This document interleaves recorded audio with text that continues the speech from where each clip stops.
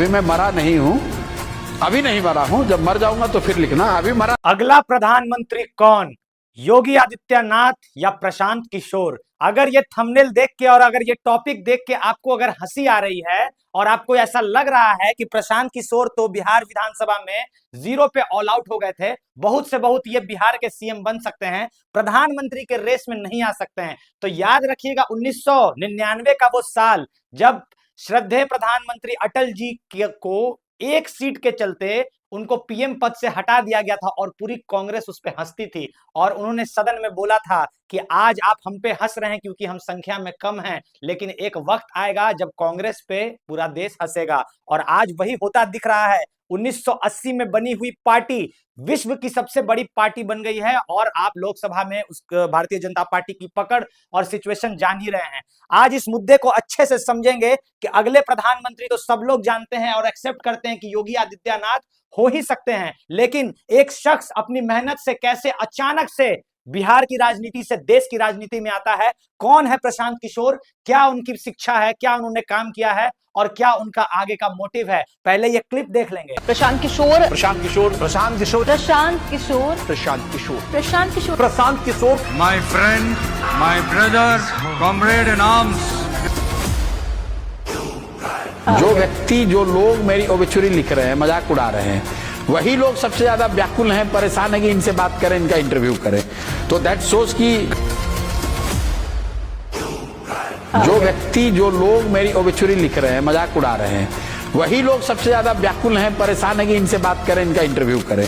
तो that shows कि अभी मैं मरा नहीं हूँ, अभी नहीं मरा हूँ, जब मर जाऊंगा तो फिर लिखना अभी मरा नहीं हूँ, अभी कहानी बाकी है। तेजस्वी यादव, लालू जी के लड़के हैं, सरस्वती से कोई वास्ता नहीं है, ये उनका माइनस है। राहुल गांधी, राहुल गांधी की ताकत, गांधी उनका सरनेम है, ये उनकी बहुत बड़ी ताकत है। माइनस ये है कि बिहार में उनका कोई अस्तित्व नहीं है, पिछलग्गू पार्टी है राजद के। मोदी जी, देश के प्रधानमंत्री हैं, ये प्लस है, प्रधानमंत्री हैं, जो कहेंगे वही ठीक है। Minus, he is not benevolent, king should be benevolent, मतलब उदारता होनी चाहिए। जो राजा होता है ना, जो कुर्सी पे बैठता है, जो जब आप पावर में होते हैं तो आपको उदार होना चाहिए। Nitish, he does politics from position of weakness, मतलब जब बिल्कुल कमजोर आपको दिखेंगे ना, तब वो उनकी सबसे बड़ी ताकत है, कोई उनसे डरता नहीं है, ये उनकी ताकत है। माइनस, माइनस ये है कि पिछले 4-5 सालों में उम्र के साथ धीरे धीरे कुर्सी का मोह हो गया है और अपने सारे नैतिक, राजनीतिक, सामाजिक मूल्यों को ताक पर रखकर येन केन प्रकारेण कुर्सी पर बैठे रहने की जो उनकी जिजीविषा लास्ट में हो गई है, अब ये उनकी बहुत बड़ी कमजोरी है। लालू यादव, लालू जी की ताकत ये है कि उन्होंने अपने शुरुआती दिनों में जब वो यहाँ मुख्यमंत्री बनकर आए तो सामाजिक न्याय के नारे के तहत उन्होंने समाज के गरीबों को, वंचितों को जरूर आवाज और सम्मान दिलाने का एक श्रेयकर काम किया है। और माइनस उनका, माइनस यह है कि जिस समाज को उन्होंने आवाज दिलाया, सम्मान दिलाया, उनके बच्चों के लिए पढ़ाई, रोजगार, जमीन की व्यवस्था नहीं की, उनके हाथ में झंडा पकड़ा दिया और ये कहा कि जीवन भर तुम हमारे आवाज जो मैंने तुम्हें दी है, उस आवाज को मेरे और मेरे बच्चों के लिए लगाते रहो, मैं राजा रहूंगा, तुम प्रजा बने रहो, अपने बच्चों की चिंता मत करो। अमित शाह, अपने दल के लिए बहुत राजनीतिक तौर पर माहिर नेता है, नेगेटिव, विश्वसनीयता नहीं है पब्लिक में। यहाँ बिहार में आए तो उन्होंने मन से कहा पूरे बिहार के लोग सुन लो, नीतीश कुमार के लिए दरवाजे हमेशा हमेशा के लिए बंद हैं, और फिर आकर नीतीश जी का गुणगान कर रहे हैं। तो हम लोग अगर नीतीश कुमार को पलटू राम कह रहे हैं तो अमित शाह भी उतने ही बड़े पलटू राम हैं। चिराग बिहार में बहुत गंदी जाति और धर्म की राजनीति नहीं करते हैं, सुलझे हुए व्यक्ति हैं और कम से कम कैमरे पर या पब्लिकली बिहार में विकास की बात करते हैं, जातियों की, धर्म की बात नहीं करते हैं। माइनस, चिराग लेकिन बिहार की राजनीति नहीं करते हैं। बिहार में बच्चों का पेपर लीक हो जाता है, उनका उससे सरोकार नहीं है। बिहार में बाढ़ आएगा तो उससे उनका सरोकार नहीं है। बिहार में जहरीली शराब लोग पीकर मर जाएंगे तो उससे उनका सरोकार नहीं है। तरफ है योगी आदित्यनाथ, जिनका ओरिजिनल नाम अजय सिंह बिष्ट है। इन्होंने अपने देश को, अपने धर्म को ही अपना परिवार समझा। एक ये त्यागी हैं, एक आपको गुरु हैं, एक आपको गोरखनाथ मठ के ये पीठाधीश्वर भी हैं, महंत भी हैं, और 2017 से लगातार बहुत मजबूती के साथ उत्तर प्रदेश जैसे बड़े सूबे के, जहां की जनसंख्या सबसे ज्यादा है, उसके मुख्यमंत्री हैं। और इनके लॉ एंड ऑर्डर की चर्चा लोगों उससे लोग वाकिफ हैं। और उत्तर प्रदेश में हम लोगों ने देखा भी है कि कैसे उत्तर प्रदेश से माफियाओं का सफाया हुआ। और आज देश की जनता कहीं ना कहीं जानती है कि भारतीय जनता पार्टी में मोदी जी के बाद अगर कोई आ सकता है तो योगी आदित्यनाथ ही नैया पार लगा सकते हैं भारतीय जनता पार्टी की। क्योंकि विपक्ष में अब बहुत लोग ऐसे आ रहे हैं जहां जनता राहुल गांधी को सीरियस में नहीं लेती है, उनके कुछ स्पीच को, कुछ बयानों को मैनिपुलेट कर दिया जाता है और जनता उनको ये नहीं समझ पाती है कि वो प्रधानमंत्री बन सकेंगे और देश चला पाएंगे। वहीं एक बक्सर में जन्मा हुआ इंसान, एक बच्चा प्रशांत किशोर, बक्सर में इनका जन्म जो हुआ था वो आपको रोहतास डिस्ट्रिक्ट में हुआ था, लेकिन बक्सर के सरकारी विद्यालय से पढ़ाई करके, जिस बक्सर में 1764 में आपको याद होगा बक्सर की लड़ाई हुई थी, जहां अंग्रेजी सेना ने अपना शक्ति को स्थापित किया था इस देश में और त्रिगुट सेना को हरा दिया था, याद करिएगा। बंगाल के मीर कासिम, अवध के शुजाउद्दौला और आपको दिल्ली के जो एम्पेरर थे उस समय शाह आलम द्वितीय के त्रिगुट सेना को हरा दिया था और अपनी शक्ति स्थापित कर ली थी भारत की सत्ता पर। वही बक्सर जहां फांसी का फंदा बनाया जाता है बक्सर के सेंट्रल जेल में, वही बक्सर में पढ़ रहा एक बच्चा ने अपने गरीबी का ही गला घोट दिया और कैसे वो पटना से उसके बाद यूनाइटेड नेशन तक पहुंचे, यूनाइटेड नेशन के बाद 10 मुख्यमंत्री बनाए, प्रधानमंत्री के कार्यालय पीएमओ तक पहुंचे और उसके बाद बिहार विधानसभा जहां जातिवाद का इतना पकड़ है, जहां जात की राजनीति होती है, जहां पे आपको लालू के डर से भाजपा को और भाजपा के डर से लालू यादव को, आरजेडी को लोग वोट दे दिया करते हैं, वहां पर 243 सीट लाने के बाद 3 साल पैदल चलने के बाद प्रशांत किशोर ऑल आउट पर 0 पर आउट हो गए। लेकिन एक कहावत है दोस्तों, कर्म में अगर सच्चाई है तो कर्म कहां निष्फल होगा, हर संकट का हल होगा, वो आज नहीं तो कल होगा। बिहार के कैमूर से इनके पिताजी जो थे, प्रशांत किशोर के बारे में थोड़ा सा समझते हैं, उनके बाद थोड़ी सी राजनीति को समझेंगे। प्रशांत किशोर के पिताश्री जो थे वो एक सरकारी डॉक्टर थे, उनका जन्म हुआ रोहतास जिले में, लेकिन बाद में वो बक्सर चले गए और बक्सर में उन्होंने अपनी शिक्षा प्रारंभ की। बक्सर में बंक मारने वाला बच्चा जो कभी स्कूल में हमेशा एब्सेंट रहता था, वो बच्चा ही फिर भी टॉप 3 में हमेशा रहता था, हमेशा टॉप करता था। वहां से वो पटना आए, पटना में उस समय पटना साइंस कॉलेज काफी देश भर में नामी कॉलेज था, वहां पे अच्छे अच्छे रैंकर्स पढ़ते थे और वहां पे भी टॉप करते हैं। उसके बाद ये दिल्ली यूनिवर्सिटी पढ़ने के लिए जाते हैं, लेकिन किसी कारणवश वहां पे अपनी पढ़ाई पूरी नहीं करते हैं। बाद में वो अपनी बीबीए ग्रेजुएशन करते हैं आपको लखनऊ यूनिवर्सिटी से। लखनऊ यूनिवर्सिटी के बाद ACSC हैदराबाद से उन्होंने अपना पोस्ट ग्रेजुएशन कंप्लीट किया पब्लिक हेल्थ केयर डिपार्टमेंट से। उसके बाद वो फ्रांस गए, फ्रेंच सीखे और उनकी नौकरी लग जाती है यूनाइटेड नेशन संयुक्त राष्ट्र के पब्लिक हेल्थ डिपार्टमेंट में।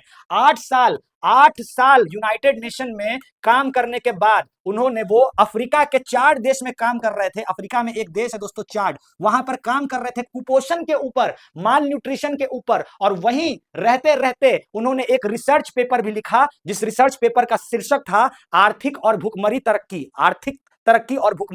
जिससे उन्होंने ऐसा चीज लिखा, 4 राज्य पर उन्होंने टिप्पणी लिखी। प्रशांत किशोर ने आपको हरियाणा के साथ साथ हरियाणा के बाद आपको गुजरात और कर्नाटका और आपको पंजाब जैसे देशों पर कैसे बच्चे भूखमरी का शिकार हो रहे हैं। इनके रिसर्च की खास बात यह थी, इन चारों स्टेट में से गुजरात का जो आपको जीडीपी था सबसे ज्यादा बढ़ रहा था, सबसे तेजी से इसका जीडीपी बढ़ रहा था, लेकिन इसी गुजरात में ही भूखमरी, बच्चों में जो माल न्यूट्रिशन होता है, कुपोषण है, वो भी सबसे ज्यादा बढ़ रहा था। तो आर्थिक तरक्की और भूखमरी जो इनका रिसर्च था ये पीएमओ तक पहुंचा। उस समय प्रधानमंत्री मनमोहन सिंह हुआ करते थे और मनमोहन सिंह का नजर सबसे पहले प्रशांत किशोर पर पड़ता है और प्रशांत किशोर को मनमोहन सिंह इनवाइट करते हैं कि इंडिया आप आइए और हमारे देश में, अपने देश में भी माल न्यूट्रिशन पे कुछ वर्क करिए। लेकिन प्रधानमंत्री मोदी ने गुजरात के इस आलोचना को, मतलब आलोचना नहीं समझा। प्रधानमंत्री मोदी बहुत अच्छे लिसनर हैं दोस्तों, आप जानते हैं एक वक्ता को एक अच्छा श्रोता होना बहुत जरूरी होता है,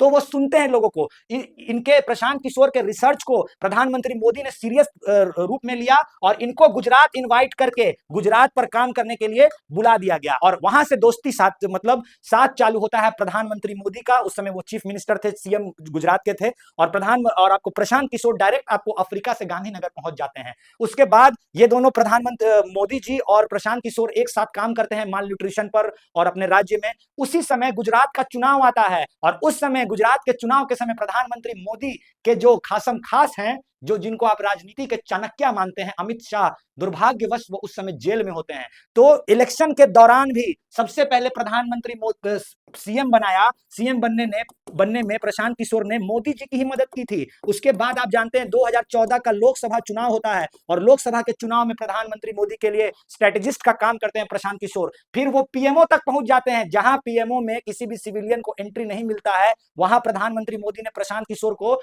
पीएमओ में भी एंट्री दे दी। बाद में कुछ अंदरूनी खनन के कारण वो वापस आ गए, बिहार में आ गए और बिहार में लालू और नीतीश कुमार को एक साथ मिलाया और भाजपा को हरा दिया। उसके बाद वो बंगाल गए, बंगाल में ममता बनर्जी की मदद की, फिर आपको पंजाब में, दिल्ली में, साउथ में टोटल 10 मुख्यमंत्री बनाने के बाद ये इंसान जिसकी चल और अचल संपत्ति लगभग 200 करोड़ से भी ज्यादा थी, इन्होंने अपने ही गृह राज्य बिहार को चुना और बिहार में पहली बार बिहार विधानसभा का चुनाव हो रहा था पिछले साल 2025 में। आपको याद होगा, इन्होंने मुद्दा दिया कि जातिवाद से हट हटकर, आपको धर्म से हटकर पलायन को रोकने के लिए, युवाओं को जो रोजगार के लिए और बच्चों में शिक्षा के लिए, उनकी भुखमरी को दूर करने के लिए इस बार आपको वोट करना है। और 3 साल पदयात्रा करते रहे प्रशांत किशोर, लेकिन जब चुनाव का रिजल्ट आया तो प्रशांत किशोर को 0 पर लड्डू सीट मिला और सब लोग मजाक उड़ा रहे थे, सब लोग मजाक उड़ा रहे थे, सब लोग हंस रहे थे कि जो इंसान सब सीएम बनाता है, अपने आप को किंग मेकर कहता है, वो एक सीट भी जीत नहीं पाया। लेकिन देखिए, कर्मा इज बैक, उनका मेहनत विफल नहीं हुआ। पटना का बांकीपुर सीट, वही बांकीपुर जहां 1912 में, याद करेगा 1912 में चर्चित अधिवेशन हुआ था कांग्रेस का, जिसके अध्यक्ष आर.एन. मधोलकर थे। वही बांकीपुर जहां एक जेल हुआ करता था, जिसमें भारत के पहले राष्ट्रपति और आपको जो ये जयप्रकाश बाबू है, वो लोग भी जेल में रहे थे। वही ऐतिहासिक बांकीपुर जो भाजपा का गढ़ माना जाता था 25 साल से, वहां पर देखिए ऐसा खेल हो गया कि वहां के जो विधायक थे नितिन नवीन जी, अचानक से वो एक विधायक से उठ के भारतीय जनता पार्टी के राष्ट्रीय अध्यक्ष बन गए और मोदी जी के भी बॉस बन गए। मोदी जी ने सभा में बोला था कि मैं एक कार्यकर्ता हूं और ये मेरे बॉस हैं। तो वो बॉस की सीट जो थी, नितिन नवीन की जो सीट थी, अब तो वो राज्यसभा जाएंगे, क्योंकि विधायक तो बहुत छोटा पद है, क्योंकि वो दुनिया के सबसे बड़े पार्टी के आप समझ लीजिए कि अध्यक्ष बन चुके हैं। तो लकीली वो सीट खाली हुई, और वो सीट जिस पे भाजपा दावा करती थी कि अगर हम किसी जानवर को भी खड़ा कर देंगे तब भी भारतीय जनता पार्टी को कोई नहीं हरा सकता, और ये सच्चाई है। पिछले 25 सालों से भारतीय जनता पार्टी लगातार जीत रही थी। वहीं पर प्रशांत किशोर आते हैं और एक तरफा हरा देते हैं भारतीय जनता पार्टी को भी, और आपको राष्ट्रीय जनता दल यानी कि लालू यादव, तेजस्वी यादव की जो पार्टी है, अब यहां से उनकी फैन फॉलोइंग बहुत आगे बढ़ रही है। तो एक विकल्प आपको हमेशा देखने को मिलेगा, अगर यह इंसान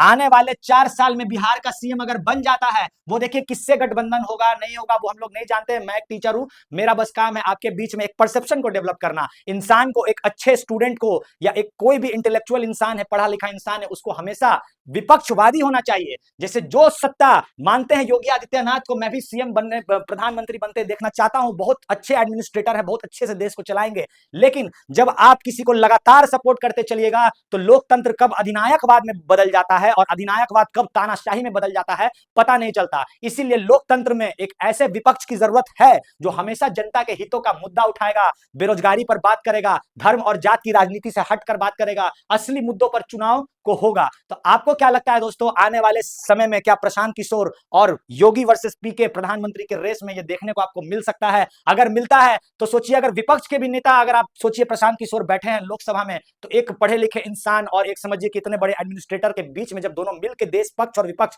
देश चलाएगा तो देश हमारा काफी उन्नति करेगा। आपका क्या कहना है? क्या आपको लगता है कि प्रशांत किशोर इस रेस में आ सकते हैं और भविष्य में, फ्यूचर में हमें यह देखने को मिल सकता है कि योगी वर्सेस पीके, यानी कि योगी आदित्यनाथ जी और प्रशांत किशोर जी पीएम के रेस में सामने आते हैं? अगर आप इस चैनल पर नए हैं तो लाइक सब्सक्राइब जरूर करिएगा। जीके जीएस, करंट अफेयर्स और इंफॉर्मेटिव वीडियोस आपके लिए हमेशा लेकर आते हैं और आते ही रहेंगे। जय हिंद, जय भारत।